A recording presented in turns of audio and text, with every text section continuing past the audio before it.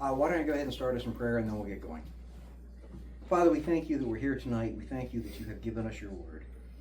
I do ask that you help us to faithfully interpret your word, not how we want to see it, but how you want us to see it. And then we learn to apply it as well. I thank you for all this, and it's in Christ's name. Amen. All right, remember again, we're still in Galatians. Context is we're still talking about the law versus grace. You can't mix the two. Paul's saying the law is dead. Now we're in the time of grace, okay? Still going back to that answering the question from 1:6, and we're going to start back up in 4:18. Now, two things are going to happen tonight. One is we're going to get in a few verses, hopefully, into an allegory about Sarah and Hagar and the children and about the church and things like that, or about Israel, rather. Years ago, I remember you used to hear, if you don't have the scorecard, you can't tell the players. You go to a ball game. You went to a Senators game years ago, and they would be selling the scorecards. You had to buy one to know who would. Well, everybody could identify Frank Howard, but other than that, you had to get the scorecards. And the thing I was going to say is this is one that reminds me of that. Because if you don't get the scorecard for who is what and who's doing what, it's very confusing in the allegory, and you come out wrong. Matter of fact, there are some things you look at and you go, well, that can't be. Oh, yes, he did use it that way. Once you understand it, all of a sudden it's like, well, that's easy. That's not bad. But at first glance, this allegory is a mess, even though it's written very logically and it's wonderfully written. And we're going to talk a little bit then about what an allegory is as well. We're down to the point now, remember, we've hit 17, and basically at this point in time, Paul has shifted over to an emotional approach to say to the people, I've gone through the logic, now we're going to hit the emotions. And not only that, but he's saying basically, why have you done this? Because we had such a close relationship. In addition to that, he's starting to say to the people that in 17, they eagerly sought you, not commendably. And what he was saying is, they wanted you to come over and basically be fellow travelers with them. Essentially kind of, I don't use the word worship, but to put them up on a pedestal and things like that. So that's what these people were looking for. They were the evildoers that were doing the wrong things, but that's what they were looking for, and that's where we're left off with, and where we start in verse 18. If we look at 18, let me see something here. 18. It says, but it is good always to be eagerly sought in a commendable manner, and not only when I am present with you. Any ideas what he's talking about? Including the context. You're supposed to behave the same way whether the person that introduced you to the Christian faith is around or not. That's certainly part of it, sure. Anything else you see in this? Well, he's just talking in the verse previously. He was talking about the Judaizers trying to pay them all this favor and honor them, basically trying to win them over. And they say, hey, that's always nice when somebody's doing that for you.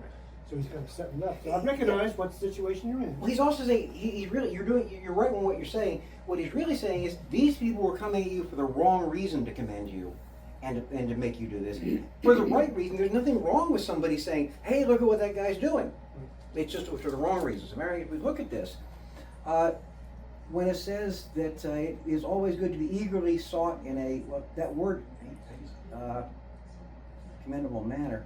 What I was going to say is, there's twice in this little phrase where it uses zalao, the form of it, and actually both of them, where it's zealous. Essentially the word that we use for zealous. And it's that you may be zealous. There's nothing wrong with zeal, is what he's saying. Paul was zealous when he was killing Christians. He stayed zealous when he became the apostle. So there's nothing wrong with the zeal. The problem is when the zeal is being done in all human for the wrong reasons. And that's basically what 18 is.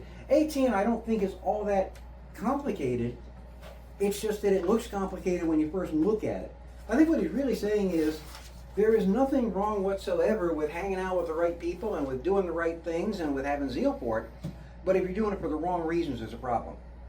And one other thing I'll say, this is an application, not interpretation here. But one thing to consider is, who do we hang out with? Who are our friends and things like that? Do our friends lead us towards God? Do they lead us away from God? I've known Christians that have fallen away from the faith because, frankly, they hung out with the wrong people and it got them on the wrong track. I know other people that were kind of, well, they're going to make it or not, and yeah, they really got in, really concentrated their life on Christ because of the people they hung out with. I can think of some people even that I went to Bible college with that I look at now and go like, whoa, what happened? You know, and you look at them, in some cases, they've walked away from the faith entirely. I'm not saying they're not saved, but I am saying they certainly have done things that I look at and go, wow, that's crazy. So anyway, what I was going to say is, essentially, in 18, not a real complicated verse, but it is a verse that's basically saying, make sure you're being praised for the right reasons, essentially.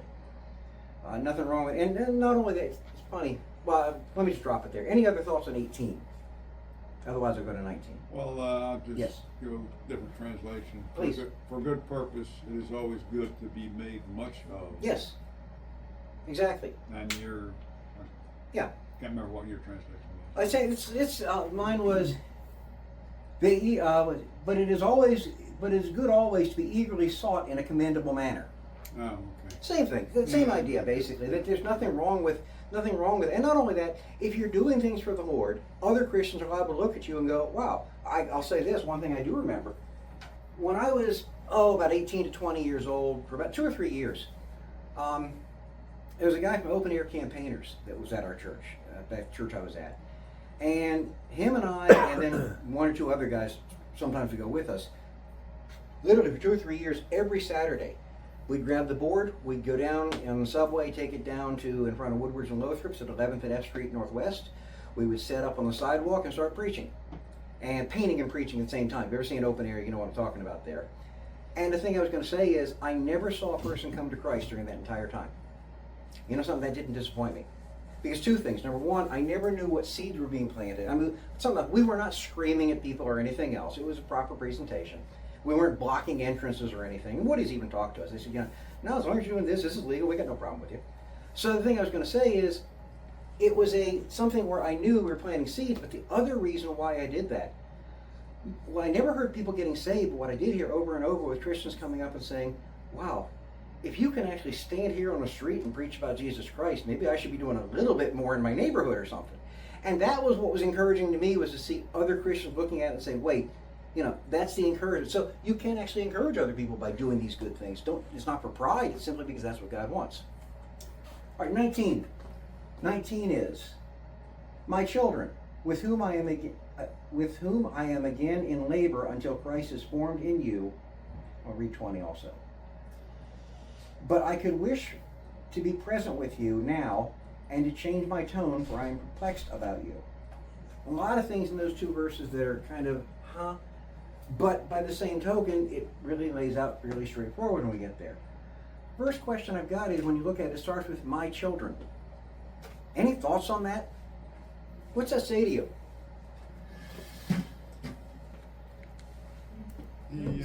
Go ahead. Good. He says they are his spiritual children who viewed him as a father. Spiritual children, but also we're looking at the closeness that's occurring.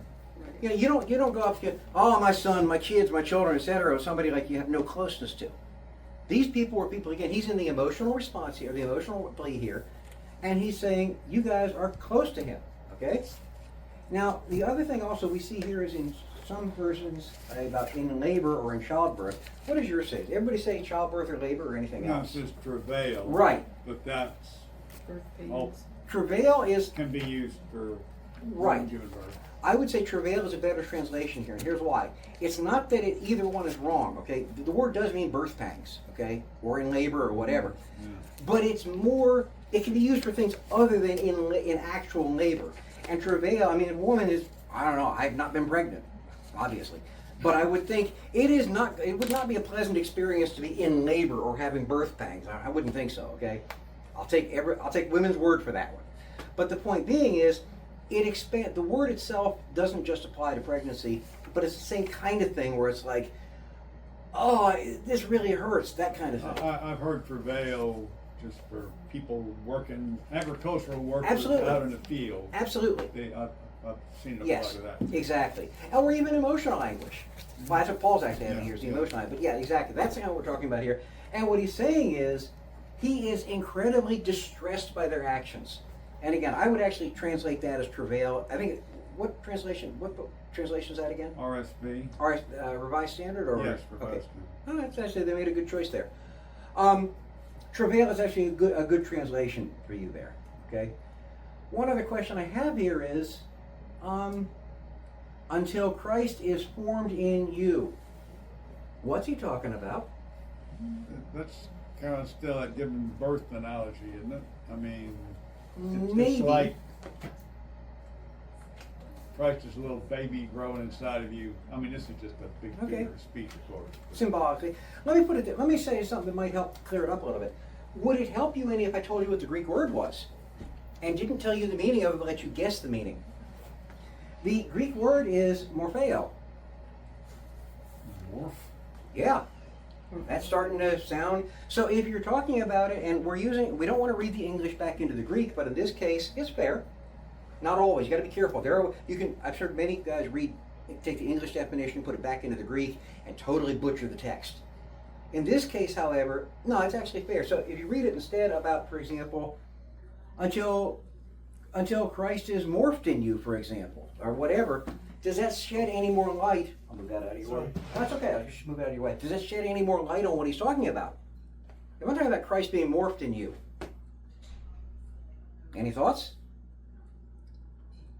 Well, that could be that you're morphing into a Christian. You're an unsaved person morphing into a Christian. But he's talking to believers here.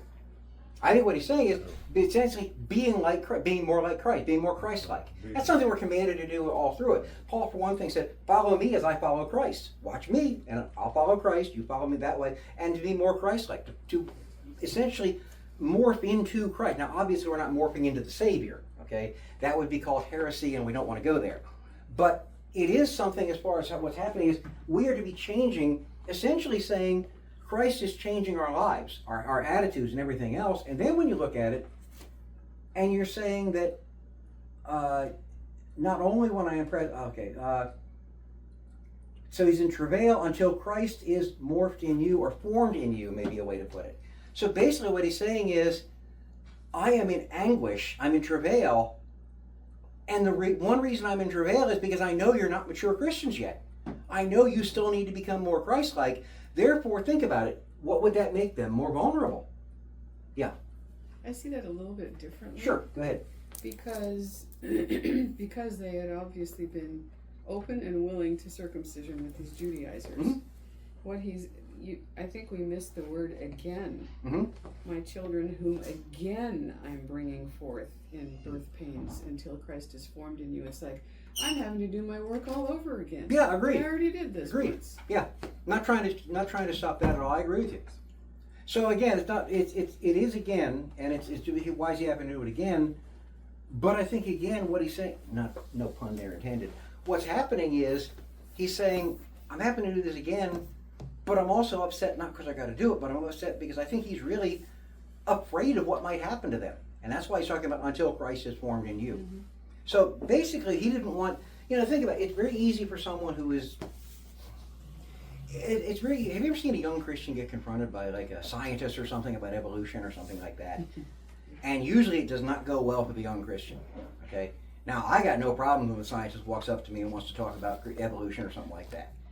But I spent years and years and years looking at it and realizing that the true scientific position in true science, as opposed to what they call science, is actually a creationist position. I'll say this, you cannot prove creation or evolution, either one. The reason's simple, because we can't replicate it. If we had, according to them, 4.5 billion years to watch and replicate, maybe we could, but we can't. I don't believe we need 4.5 billion years, but I still don't believe we can replicate creation either. So we can't prove either one. But I can disprove evolution. I can disprove that it could not have happened according to the laws of evolution, not according to the laws of physics. So the point being is that, especially when you start getting into thermodynamics, the point being is that, do I mind talking to scientists about it? No, I've talked to many scientists about it. And it's funny, in this area also, we hit more scientists than, I don't know about anymore, but I used to hit a lot of scientists that were friends of mine. Why? They were rocket scientists. Talk about guys being that, they literally were. I lived like half mile away from Goddard. And my churches were all within a couple miles of Goddard and everything. So naturally, we'd hang out with rocket scientists, okay? So the point being is, in those cases, I'm not so worried about, I'm thinking some of the guys that were professors up at the seminary, for example, at Capitol. Was I worried about them being drug off and not knowing what to? No, not really. Generally, they could, they could handle themselves against attacks, spiritual attacks, and stuff like that. But am I worried about a newer believer or somebody who has not had? Paul couldn't stay there and mentor them. So my point is, I think you're right. He's doing it again. Why do I have to do this? But it's also there's agony because he's like, am I going to lose him? Not that he's not trusting God either. Don't get me wrong, but there's real agony there in his mind because of that. In addition to that, once we get to verse 20, but I could wish to be present with you, and now to change my tone, for I am perplexed about you. What's he talking? Wish to be present with you. That's not really a hard one to figure out. Okay, I want to be there, but I can't be there. Okay, but when you start looking at this thing, why is he saying to change my tone? What's he mean? Well, he's kind of chastising them all this time, and he'd like to stop chastising them because they're straightening up. Mm-hmm. And also, I think if he were there, they could read his face. They could read his emotions. This sounds like a letter of, you dumb jerks. What do you? Kind of, you know what I'm saying? But Paul never intended that. That's why he's trying to over and over. He's trying to say, but I really love you, because otherwise, it's a letter. Letters. When you read a letter, sometime you go like, what do they really mean by that? They didn't have emoji back then. They did not have emojis. Actually, they did, but they didn't have computers to run them on. That was the problem. So anyway. Hieroglyphics. Yeah, I can say not only that. They're kind of hard to carry around. Yeah, for their emojis, they draw them in the sand, and then the wind would come along, and emoji would go away, type thing. But yeah, but really, you don't pick that up. Here's a real poop emoji. Seriously, the one thing I will say, seriously, Sorry is for that derailing. on many times in Facebook or on emails, I've literally put a happy face to let the person know, look, hey, I'm kidding about this. This is a joke, so they realize that wasn't meant seriously or something. But Yeah, we've had in this church, Yeah. we've had emails totally misunderstood, Mhm. and people get really right, mad about it. yeah, If they had just put a little a happy face, right, joke emoji or whatever. exactly, They it would have would known clear it the up. person. Exactly, Good. exactly. So anyway, at this point in time, what he's also saying though is, if I were face to face with you, I could change my tone. I don't think he would have had to have been quite so, in your face. But he still would have been the same message, don't get me wrong. But they could have read him a little bit more. I mean, think about this. If you did something wrong when you were a kid, and your dad wrote you a letter and said, I'm going to come visit you later, versus your dad sitting there and talking to you, it's a whole different thing. The talk, you can realize, okay, he's not going to kill me, he's not going to throw me out a window or whatever, if you see what I'm saying.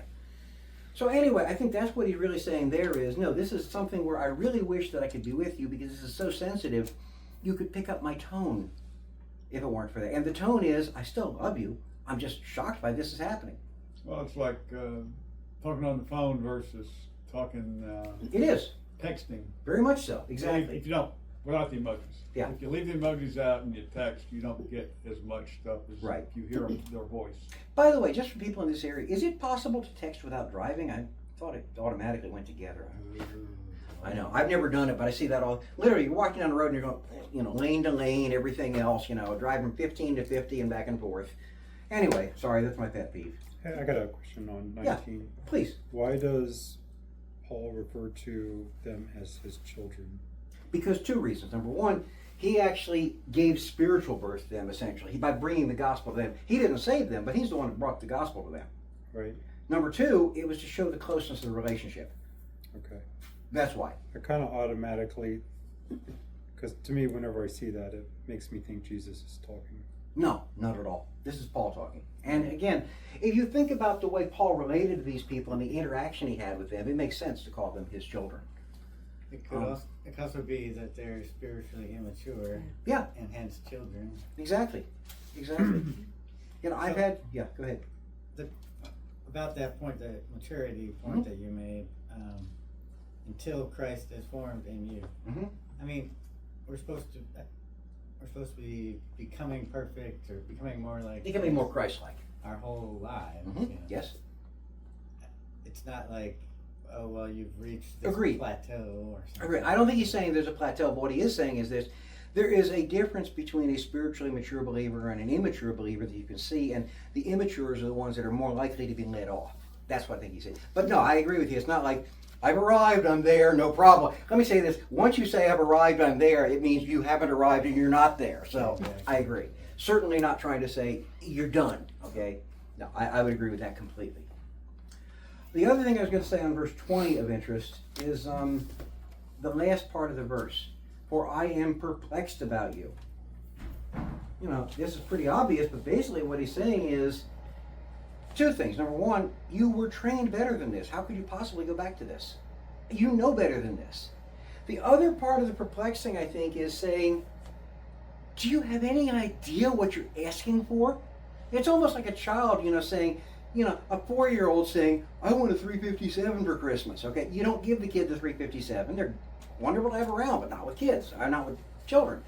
It's the kind of thing where it's like, do you realize what you're asking for? You can't possibly mean that. Anyway, any other thoughts on 19 and 20? If not, we're going to go into 21. We're going to start. Yeah, please. Sorry, go ahead. I thought I heard somebody say something. Can't clear your throat. Bad end. I am chewing. Oh, okay. Swallowing. Maybe that was it. Did your Yes, chewing have yes. any questions? Sorry. No, don't worry about it. I thought somewhere down to that end of the room, I thought I heard something when I put my head down. All right, verse 21. We're starting to get to the allegory, which we talked about, which is going to be, we have to sort out here. But before we do, 21 says, tell me, you who want to be under the law, do you not listen to the law? What's he saying?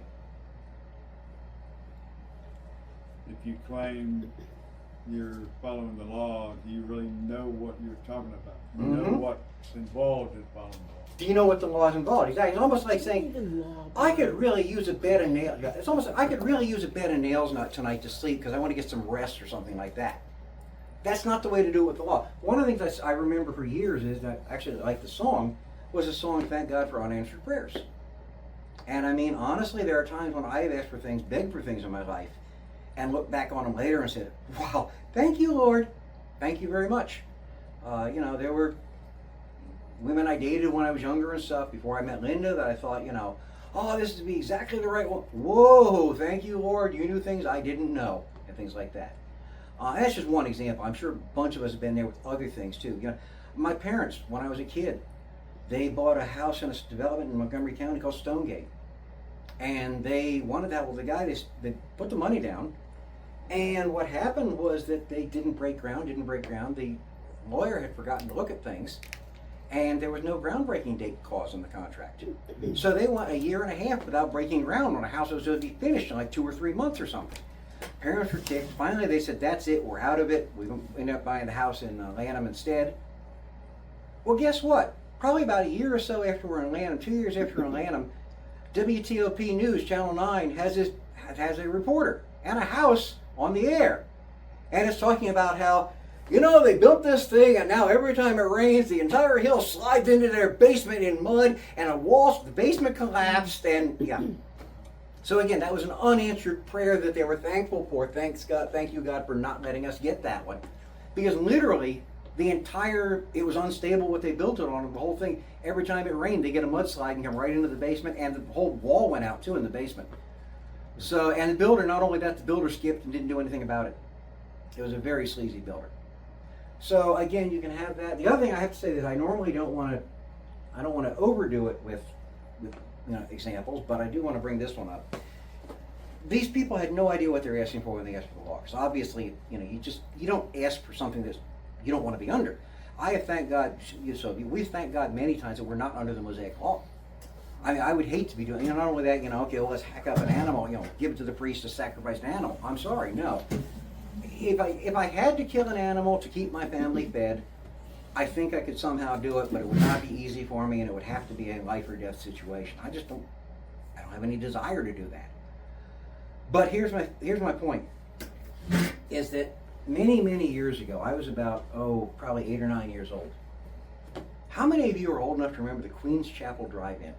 Any of you ever visit that in Queens Chapel, Maryland? Where's Oh, Queens Chapel, Hyattsville, down near DC line, Hyattsville. No. Okay. Queen's Chapel Drive-In would play movies every night or whatever. You go in there. Hey, you go into drive-ins, right? Or you might not be old enough for that. Yeah, they had drive-ins around here. Okay. What year was it? I don't know, probably the late 60s, mid 60s. Oh, yeah. So anyway, the point is the drive-ins, you come up, you hook the speaker in your car and everything else. Well, the Queen's Chapel Drive-In had this, I don't want to say restaurant, but the carry-out area. You get your food and everything, you walk back to your car. A little snack bar in the middle. Yeah, a whole thing, exactly.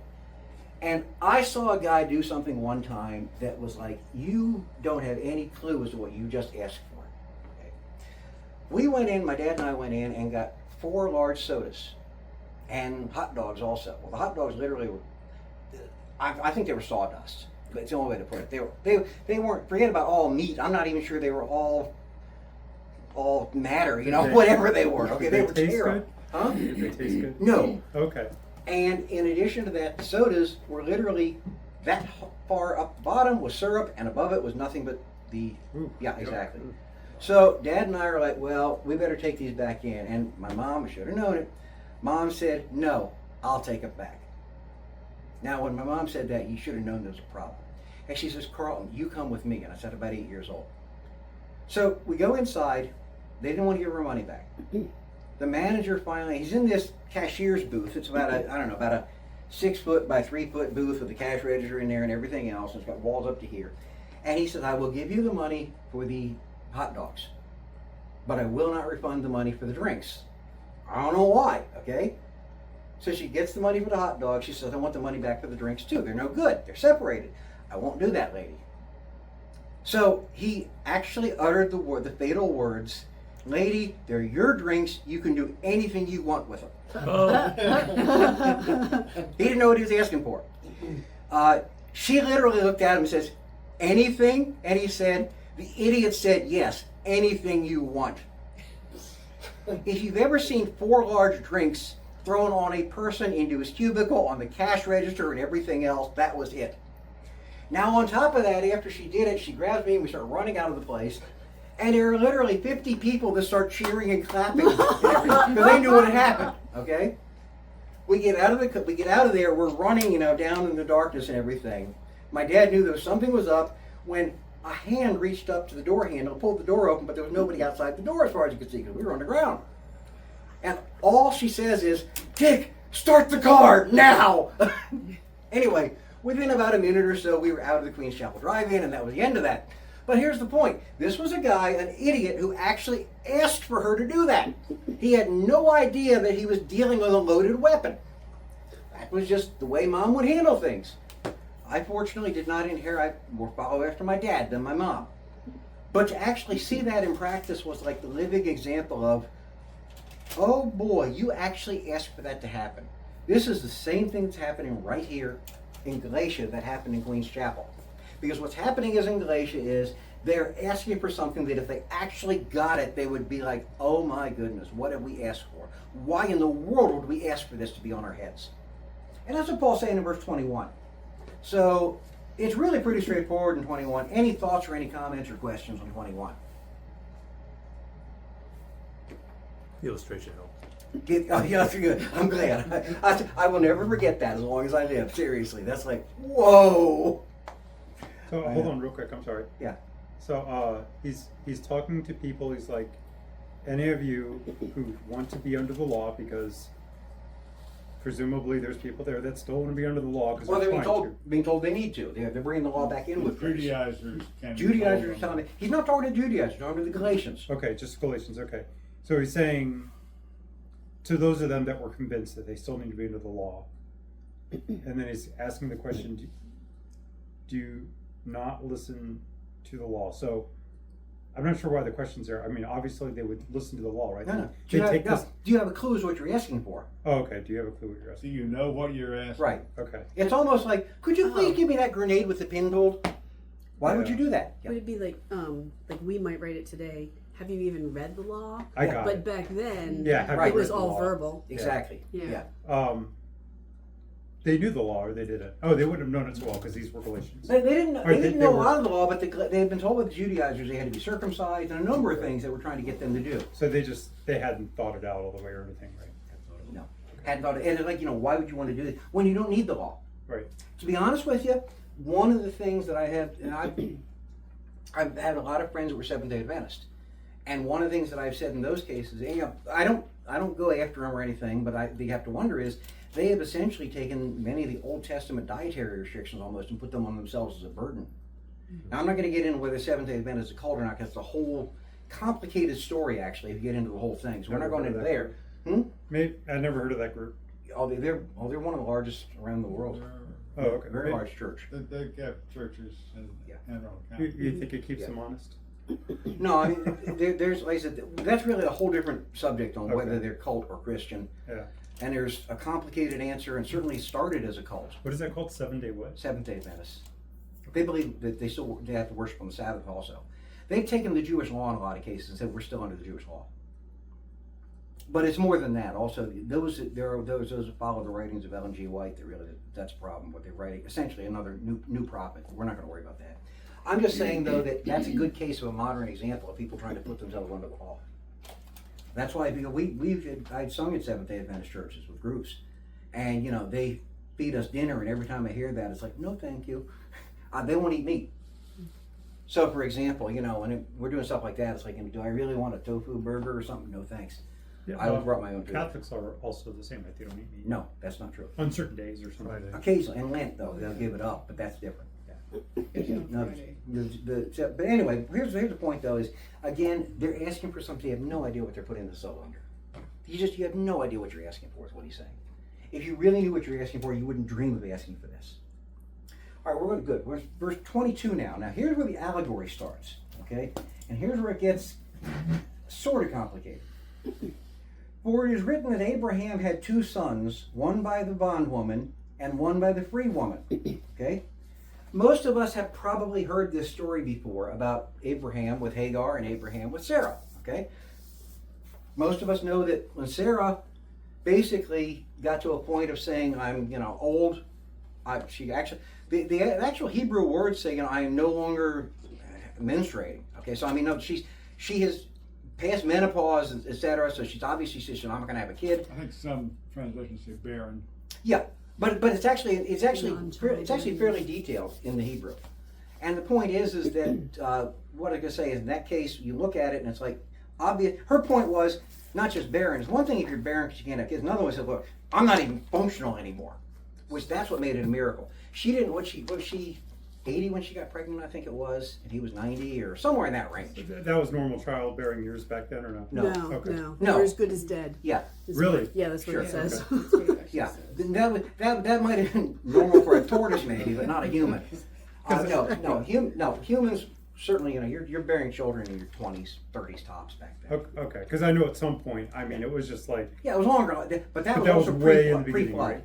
Okay. Abraham, I believe, lived to 180, which is very, very old by our standards, Right. but minuscule compared to pre-flood. So that's why. But no, even then, Yeah, they were not. 180 is- Nobody. They were living as old people basically with Abraham. So the point is, though, is that the child, God said, you're going to get a son, and that son, you're going to have more descendants than the sands of the earth, and on and on. Well, how can I have descendants if my wife can't have a kid? So Sarah came up with a solution. Mm-hmm. I got a handmaiden. Take her. And he did. And that's how they got Hagar. And the Arabs claim this, and I think it's probably a good basis for truth.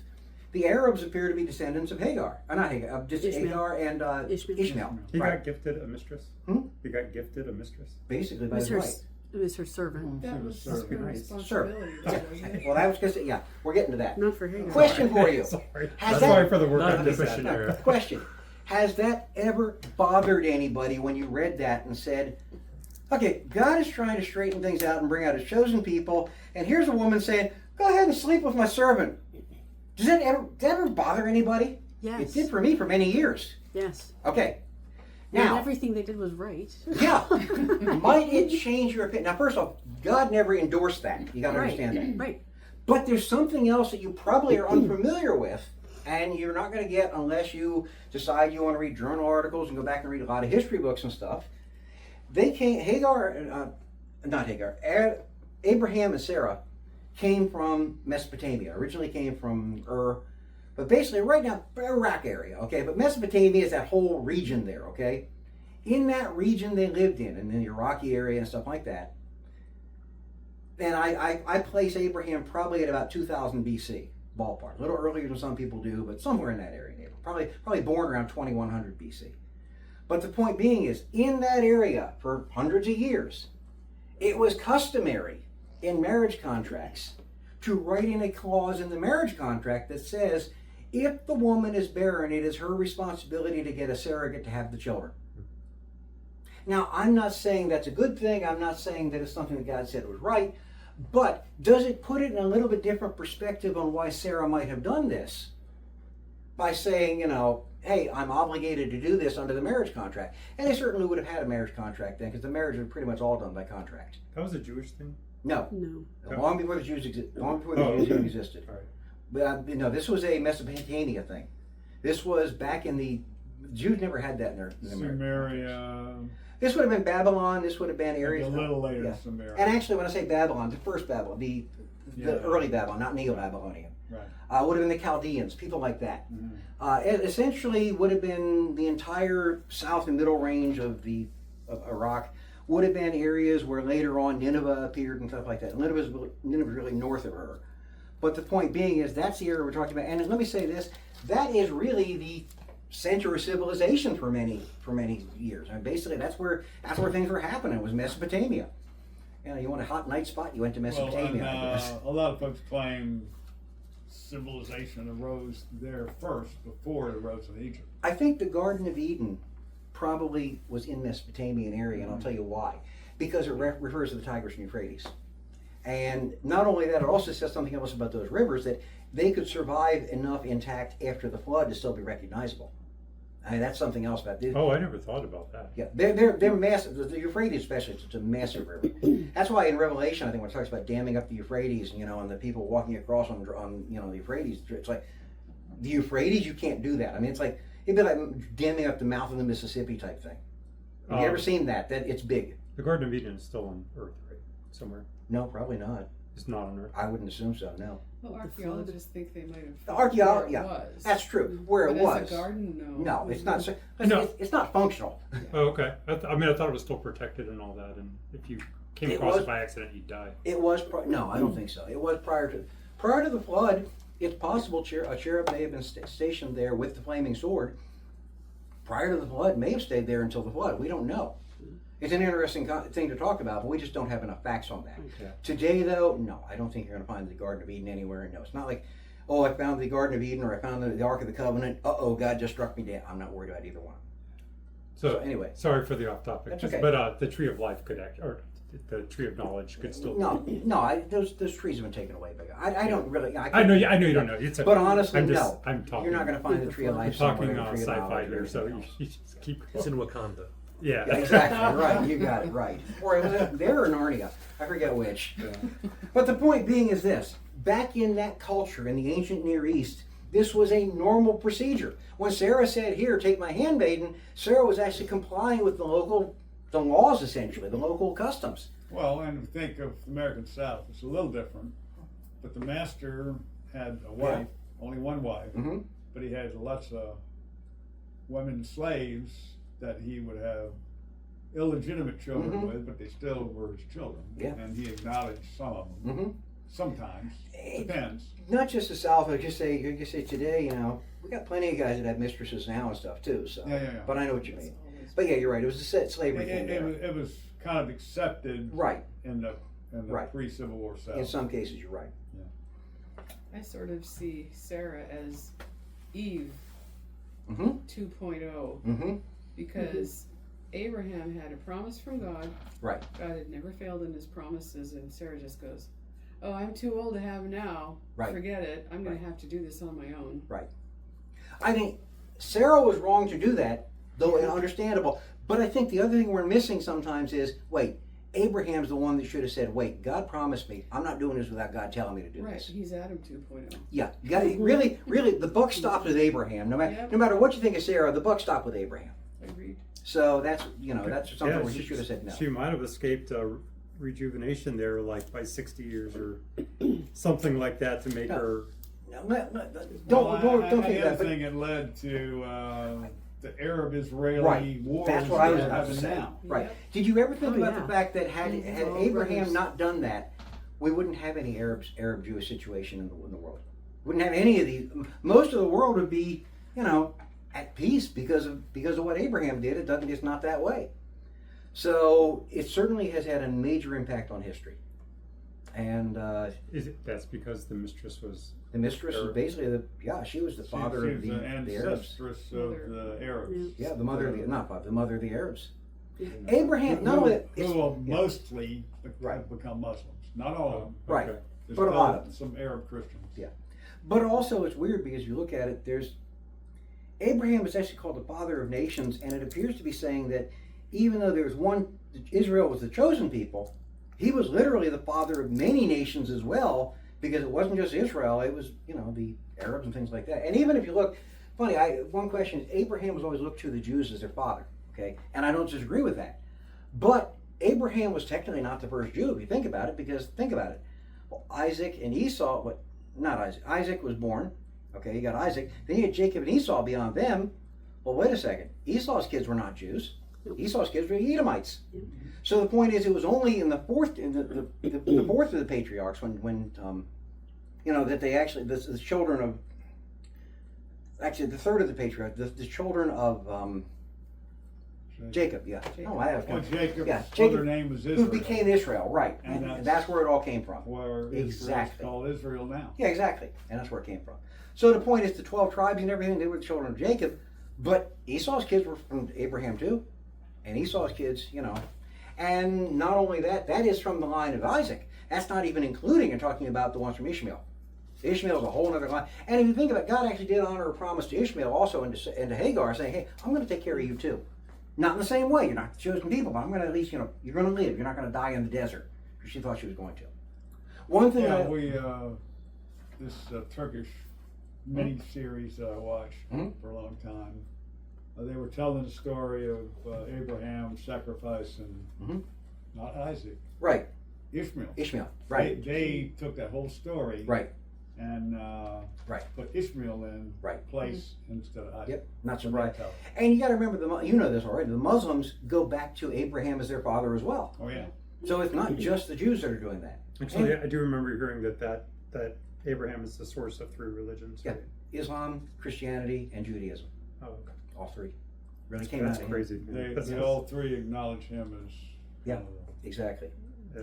So what we got here is a situation where, like I said, it's kind of weird, but she was following customs when she did this.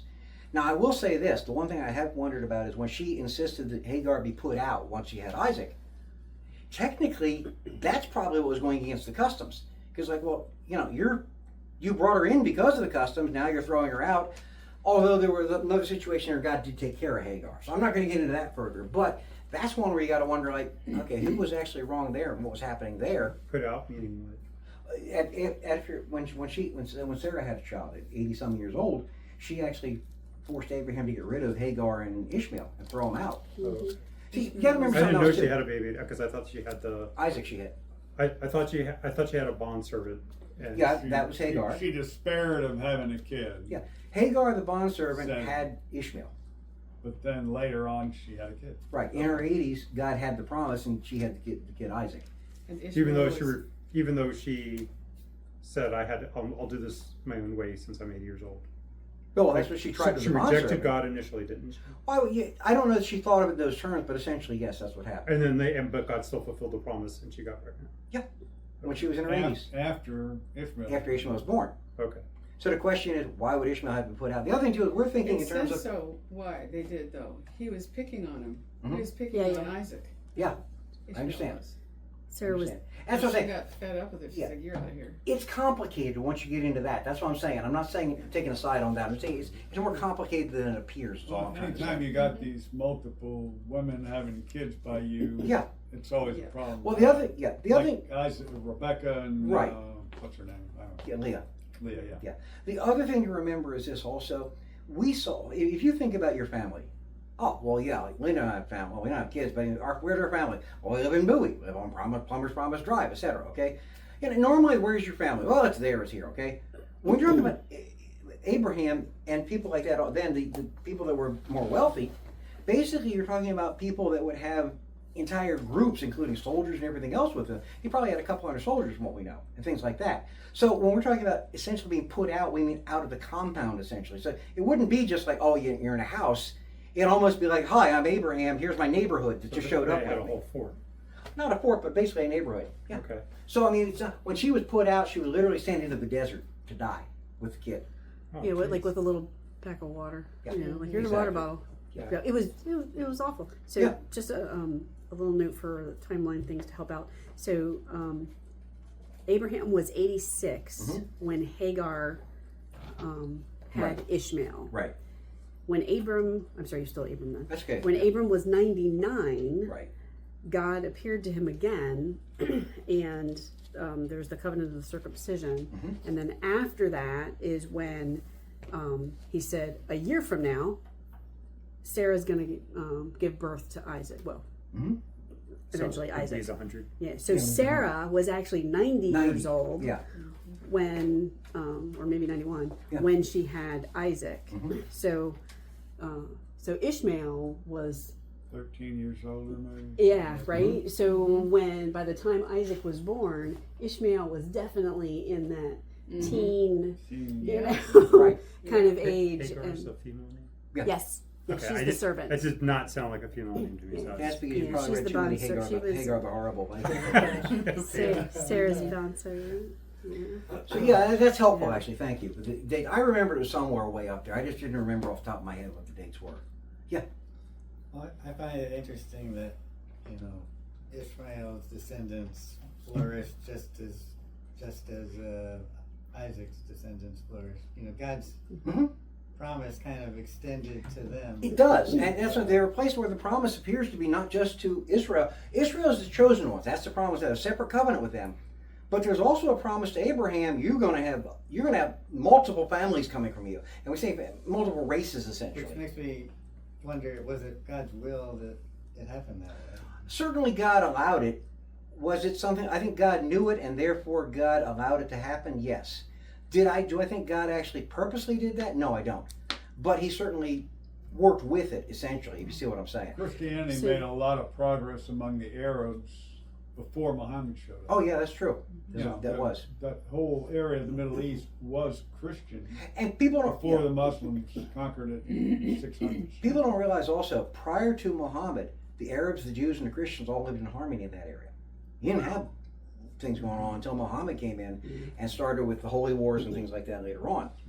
So, and he didn't initially start them, but later on he did. I was just looking in Genesis. Yeah. And since we were saying that he represents the Arabs, Mhm. the angel was saying, "You shall name him Ishmael. Mhm.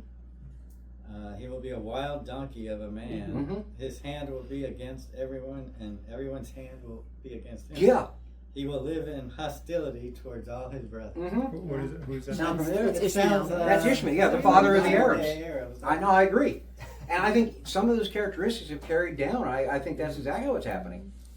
I think interesting. So a little bit later on in Genesis 2, so when God reappears, so 10 years later or whatever, God said to Abraham, "As for Sarah, your wife," change her name to Sarah, "I will bless her, and moreover, I will give you a son by her. I will bless her, and she shall become nations. Kings of people shall come from her." And Abraham questions God.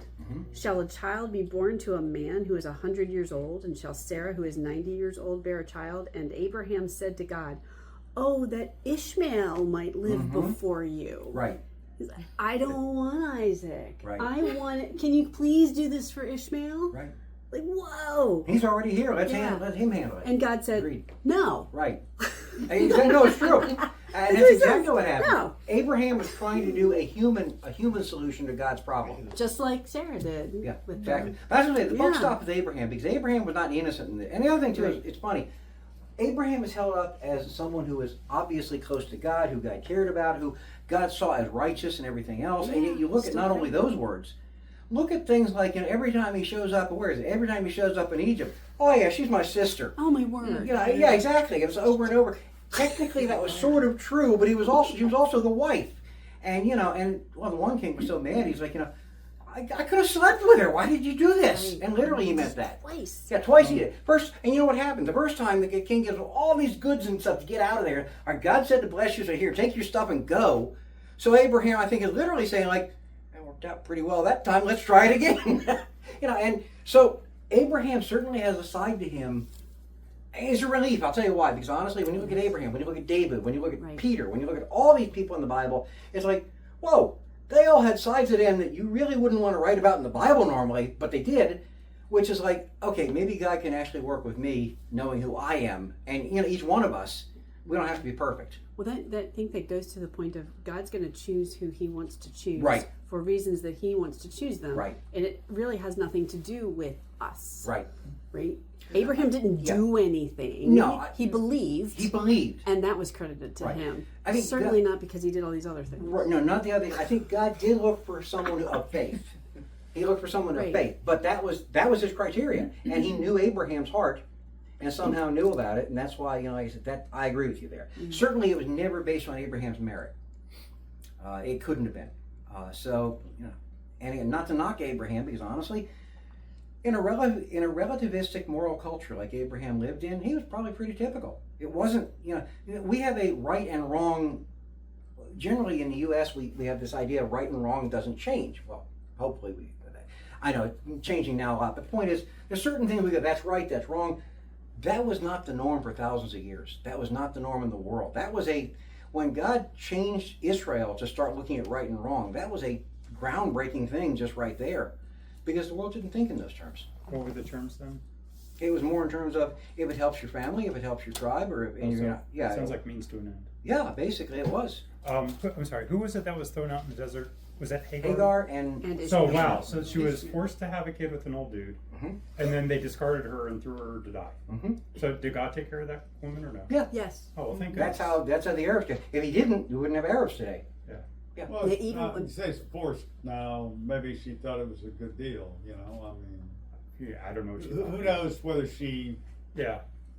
Well, felt like it was a good thing happening to her or not. Well, she was actually lamenting about it. You know, I'm sent out here to die. She was actually not happy I'm at all. talking about the But fact happened to that have a kid She was with Oh, this yeah. guy. bearing a kid. Yeah, and actually, in some by way, the master. She despised in some him. ways, initially, she probably was pretty happy with it because why? That puts her in an elevated position in the clan. Yeah. She despised. Well, she despised. No, she as soon as that happened, found she was pregnant. She despised Sarah, and Right. Sarah started mistreating her. Right. And so she ran away. So I Right. don't know that she was happy about it. That could have She been a ran away. development that happened after though, right? Sounds like. That was Like that, she could have been fine with it, like, okay, I'll do this deal. And then she realized, you know, as 8 months go on or having the kid or whatever, that she figured something out. These guys are maybe don't have my best interest or something, or maybe it didn't work out the way I thought it would. whenever she found out she was pregnant, Sarah started mistreating her. Right. Oh, So That was whatever the time biggest that thing. was. Right. Sarah basically was just not happy once she did it, which is kind of weird because, like, you told me to I do it. know. But I know. the thing I read earlier about the angel talking Mhm. to Sarah, and Yeah. it was because God heard her misery, Yeah. and Yeah. wanted to protect her, and Yeah. so like I said, Ishmael's descendants. You're saying thrive. that was in Genesis, what you were reading earlier? Genesis 16, I think. 16. Ishmael actually means God hears. So it's not that God abandoned them. Yeah. Right. It's just all these human emotional things happened that weren't so great. Right. But And they were not part of the covenant, but that's okay. That's different. That's Mosaic covenant. That's All these different. That's interest 400 years family later. too. squabbles. Yeah. Now, let me go on here for a second, 23, and I'll tell you why. It says, but the son by the bondwoman was born according to the flesh, and the son of the free woman through the promise. Any ideas what it's talking about? Sounds like what you were talking about earlier, because I'm not sure what, I guess the free woman is the 80-year-old. The free woman was Sarah. Let's start with the one born according to the flesh. What do you think that means? Sarah's idea. Hmm? It's Sarah's fleshly idea. I think also, I think number one is you're literally saying he was born a normal birth. Hagar was not 80 or 90 or 100 years old. Hagar was probably, a younger woman. We don't know for sure, but God wasn't performing a miracle there. It was a normal birth, and it was not only a normal birth, it was an attempt by the humans to bring about the promise of God through the human activity. But just like I you're mean, they talking both about. would have been born of the flesh, right? I mean, Well, they both yes, would have been yes, born except as- that's where the difference comes in. They both would have been born of the flesh, but there's two differences. Number one, Isaac was not a normal birth of the flesh. Yes, it was, but how do you explain the fact that she wasn't even functional anymore, that she was 90 years old when she got pregnant? Abraham was 100.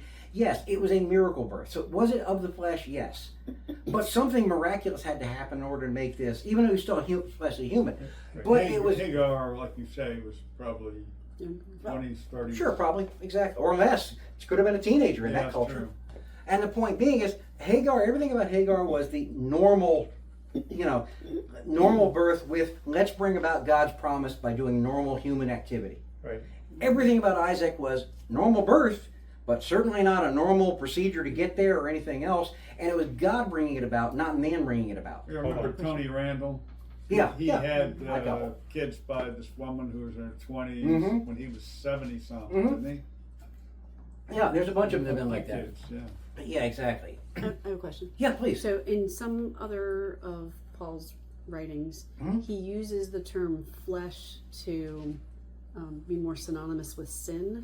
Has he done that in Galatians no. yet so far? No, here's the thing: flesh is the word sarx. Basically, I'm assuming it's here. I mean, what Yeah, did it they is. use sarx? Yeah. Flesh is the word sarx in Greek. There are two meanings to that word, both of which are completely valid. Okay. One is literally fleshly. Eat meat off an animal. That's sarx. Okay. The human flesh is we're humans. We're alive essentially. Okay. The other meaning sometimes is used by Paul, but it's certainly not. I've gone through every use of that word in the New Testament. Okay. Many times it does refer to fleshly desires or our desires like that, but many times it's literally talking about he's alive. He's alive. No, anyway, sorry. But the point is that I know. Sorry, going back to movies there. The point is that all of a sudden Better Off Dead went through my mind, and that's what I think that was from. Back at the drive-in. Huh? Back Yeah, at go the back to the drive-in. drive-in, exactly. Anything you want. But yeah, exactly. but the point is that no, when we're looking at it, So that may not be a likely meaning for no, this I don't think context. it's. I would say that would be a highly unlikely meaning in this case. It didn't seem like this was It's used not a pejor- lot. Right. you It's know. not pejorative. Okay. And you're right. He's not bringing this in as flesh versus spirit or something like that. Usually, also when you see him using it in those terms, you'll see flesh and spirit together used, things like that. Okay. Doesn't mean he can't use it that way. It's just that in this case, no, he's not. So you got some Greek. We have in English too words that are used two different ways. Mm-hmm. Usually, the context will tell us very clearly which one it is. Of interest, I will say one word we don't talk about much is the word logos, which we usually translate as word. At a minimum, there are 100 known different translations you could give for the word logos. And even if you had all 100 or 100 plus of them, you'd still miss the Greek rhetorical value of that word, which is a totally different thing actually, we're off topic now, but I may as well say it real quick. The logos in John 1:1 almost, and I believe have, what he's actually referring to with logos is, in Greek, the ultimate reason for being, the ultimate creation, the ultimate everything. They always had the search for the logos. That was Greek rhetoric. So therefore, when John is saying that the logos was God and is here, became flesh, etc., he's saying not only to the Hebrew people, but to the Greek thinking also, everything you sought for, he's here. He's arrived. He's trying to connect Greek philosophy with the Christian. It's not predominantly a Greek rhetorical letter, and it's not a Greek philosophy, but I think he was exposed enough to it that he would have said, let's throw in his whole thing. He was under inspiration too. But the point is, I do believe that that's talking about the whole thing there. But anyway, back on this note, flesh, I don't think has any pejorative meaning at all there. Okay. In 23 again, and the son by the free woman through the promise. Okay? Who's he talking about, and what is the promise?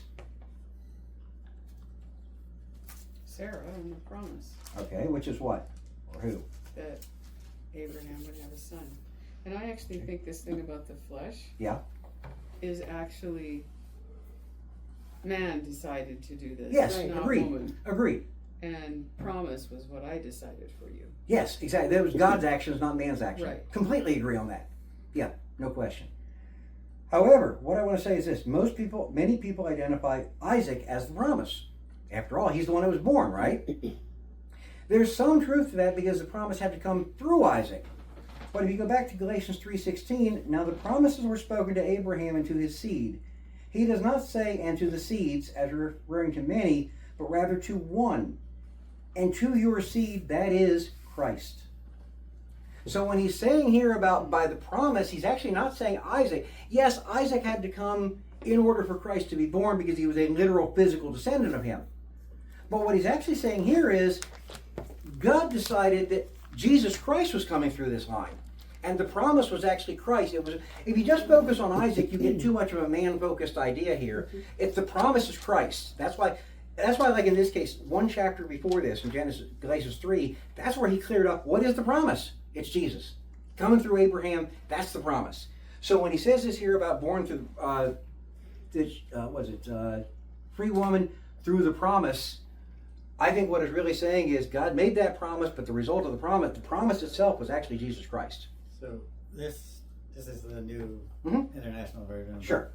It says the son by the free woman was born as a result of a promise. So I think the promise would be a better translation based on what you just said. Let me see something here. Okay, two things I will say. In Greek, we might talk about this when we're not. Let's take English. What is a definite and indefinite article in English? Somebody tell me what they are. The is the definite article. The is the definite article. A is the indefinite. A is the A and N is the indefinite. It's pretty obvious. If I say the Bible on that table, I mean that particular Bible. If I say a Bible, it could be any Bible in the world I'm talking about. Okay, context will tell me.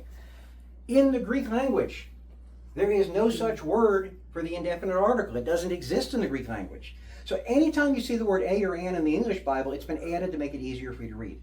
Okay, simply doesn't exist. However, the definite article does exist for thee, and in this particular case, I'm looking at it, and it is the promise is there in the text. It's a poor translation. I would say in that case, I think so. Did you see something I didn't, Linda? You look like through the promise. I'm not having that Taste. in this. It's not showing as that in the Greek. It's the free woman. By the end of the verse, we're talking about the promise. Diates. Through promise. There's no article at all. There's no article at all. It's just through. The free woman through promise. Interesting. I have the definite article in the Greek text here. Really? Yeah. Now I do have this on 21 here instead of 12. What is that? There? This one I think is 27. Okay. It's possible. It's possible there's textual variant in that case. So maybe it's not as bad as I thought, but it's possible it's textual variant. Mine definitely has the article because I've got diates through the right there. Look it up Yeah. at home. Yeah. I did not look that up. This one's not the most recent translation, but it says through promise. Yeah. Not Yeah. the promise. I was gonna say if her Greek text is correct, then that would be the right way to do it. I would not say a promise. I would say through promise is a better way to put it in this case, which actually makes some sense too. They might have put it in that way to make it easier to translate for people to understand. Through, Agreed. Through Christ, the one. Yeah. But in any event, the point here is promise isn't just, yes, there's a promise involved. The promise is actually Jesus Christ. And we're told that in Galatians 3. So when it's talking about that, that's really what he's talking about. Well, he's referring to the promise God made to Abraham about him being the father of many nations, right? Yes, but So also in Galatians 3, he's talking about it actually being Christ being the promise. Christ is the result of that. Without Christ, you don't get that. Well, not the many nations, about the Savior, basically. Galatians 3:16 is where you'll find that. Genesis 17, God saying to Abraham about Sarah, I will bless her, she shall become nations, kings of peoples shall come from her. That's the specific blessing that is recorded in Genesis 17. Yeah, that makes sense. That makes sense. And all that was through the one child that she had at 9 years old. That's also separate from the original promise to Abraham. Abraham was the one where he's got, Correct. you're going to have billions and Look billions at and the billions. stars and Right. count them. Yeah, But this exactly. was the one to Right, that's Sarah. the one specifically there. Yeah, exactly. That's good to bring out. I'm glad you did. The other thing I was going to say is that if you remember, and we're going to see this more as we go into next verse. Next week we'll break here. Next week we'll see this. But if you remember, we're off on this allegory that Paul's stuck in here. Why? The topic is still grace versus law. Now, what you're going to see that's going to be a little weird is that when you look at it, basically the ones following the Mosaic law, who he's comparing to in the allegory, well, you'd think that'd be the Israelites, sons of Isaac, sons of Sarah, right? The ones he's talking about being the equivalent of the people following the law now are the children of Hagar, because they're the ones that are under bondage. They're not the promise. They're outside. So, and basically what you have is the children of Sarah essentially are the ones who have now don't have to follow the Mosaic law because it's died. We'll get into that more next week, and that's where it becomes confusing, because at first you think, well, how could you call the Jews the children of Hagar? Remember, it's an allegory. It's not fact. It's not point for point, and we'll talk more about allegory next week also. But that's where it's happening there, and that's where it starts to get confusing. And if you don't pick up that point right there, everything blows up in your face on this chapter. It really does. There's no other way about it. Any other questions? Like I said, we'll break between 23 and 24 here. Any other questions or thoughts on what we've done so far? None? Okay, that works. Just want to make sure. Jim, could you close us in prayer, please? Thanks. Lord, we thank you for your word, your precious word. We pray that you would bless our times together each Sunday to strengthen our understanding and our relationship with you. In Jesus' name we pray. Amen. Thank you for showing up tonight. If you want to go watch the Super Bowl, go for it. I never